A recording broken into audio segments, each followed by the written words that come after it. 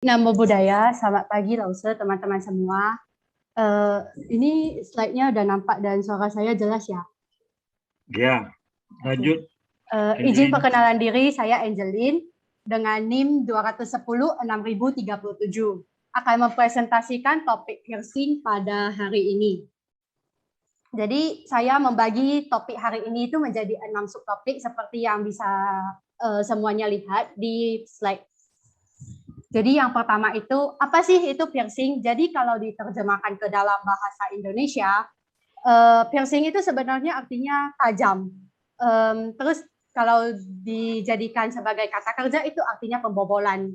Tapi kalau diartikan lebih lanjut, piercing adalah suatu metode dengan pembuatan lubang kecil di area anggota tubuh tertentu untuk memasang perhiasan. Jadi di mana saja sih tempat pemasangannya? Dari slide ini terlihat bahwa tempat pemasangannya ada beberapa titik ya. Pertama adalah yang paling umum, hampir semua wanita pasti ada sih, yaitu di daun telinga. Itu di dekat di sini, bagian sini. Terus ternyata di daun telinga itu bukan hanya ada di titik yang biasa kami tahu, bahkan ada yang seperti di tragus, itu di tulang rawan yang berbentuk segitiga ini. Lalu ada yang jenis orbital atau di bagian lobe, itu di bagian tulang rawan tapi di bagian yang dekat nempel sama kepala. Lalu berbanding terbalik dengan orbital, si helix ini tulang rawannya di bagian luar yang dapat kita lipat-lipat ini sekarang. Terus ada juga jenis root di dalam telinga yang ada lekukan, itu di tindi. Selain itu juga ada di bagian wajah. Tapi itu yang lebih ekstrim, seperti di pipi, di alis mata, bahkan di hidung. Dan biasanya itu banyak dijumpai sama di negara India, sampai-sampai ada yang buat titik-titiknya di mana aja. Selanjutnya itu ada di bagian tubuh, yang lumrah itu terletak pada abdomen, dan baik di pusarnya maupun di sekitarannya, bahkan di bagian leher, baik dari depan, di depan leher itu, atau di belakang ini, di tulang leher belakang itu. Lalu yang terakhir kali ini yang akan menjadi topik pembahasan kita, yakni oral piercing. Jadi sebenarnya banyak yang menindik di bagian lidah ya. Ada juga yang menindik di bagian bibir. Ini yang lebih sering dijumpai di Indonesia. Jika ada orang yang lewat dan memiliki tindikan di bibir, semuanya pasti akan melihat sekilas. Lalu opininya akan muncul, ih pasti sakit. Kenapa sih mau ditindik? Dia gak sakit pas makan. Dan opini-opini lainnya. Selain itu juga ada tindik gigi, dan bagian ini yang akan saya presentasikan lebih lanjut di subtopik selanjutnya. Lalu ada di frenum, jika Anda mengangkat bibir bagian atas Anda, terdapat satu bagian yang mirip seperti penghubung gigi dan gusi. Di bagian itulah yang dinamakan frenum.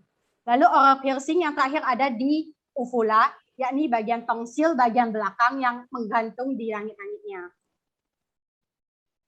Sebenarnya gimana sih prosedur piercing gigi? Jadi yang pertama-tama pasti sangat jelas giginya itu dipersiapkan terlebih dahulu.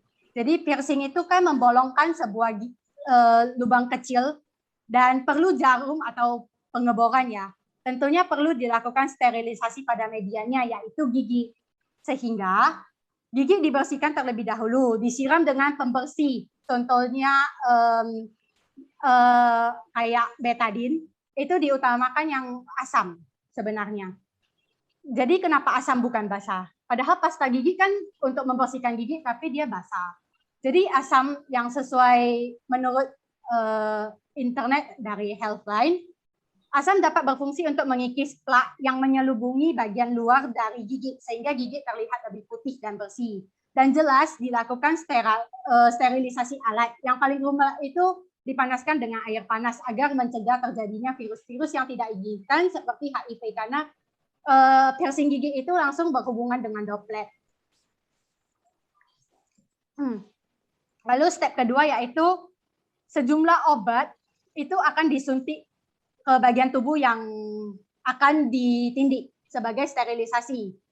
Tentu untuk yang gigi itu terbuat dari jenis-jenis resin, dan contoh-contoh komposisinya tertera dalam slide. Silakan dibaca sendiri, ada IGSMA, UDMA, PEX, dan silika. Nah, step yang paling ditunggu oleh orang yang mau piercing gigi yaitu pemasangan aksesorisnya. Biasanya aksesoris gigi itu terdiri dari diamond, sapphire, ruby, dan kristal, dan lain sebagainya. Contoh-contohnya ada di slide ini. Step berikutnya yaitu pengerasan atau setting, agar perhiasan itu tetap keras di dalam dan tidak mudah keluar. Jadi itu digunakan sejenis cahaya yang berwarna biru dan disinari sekitar 20-60 detik. Dan yang terakhir ini adalah perawatan yang paling jangka lama sampai Anda memutuskan untuk tidak piercing gigi lagi, yakni perawatannya dengan tidak gosok gigi terlalu keras dan tidak memegang aksesoris berlebihan, menggosok gigi dengan bersih, dan lain sebagainya.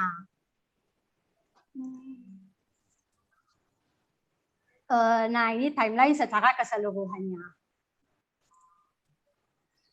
Selanjutnya kita bahas tentang efek samping piercing. Seperti yang tadi saya katakan bahwa piercing itu menggunakan jarum ya, jadi jelas di telinga saja bisa menimbulkan reaksi alergi, apalagi di gigi yang sering kami lumuri dengan doplet. Jadi efek samping ini dapat memicu alergi yang diteruskan menjadi radang mulut dan lama-kelamaan giginya itu keropos dan akibat karena infeksi pada gigi tersebut.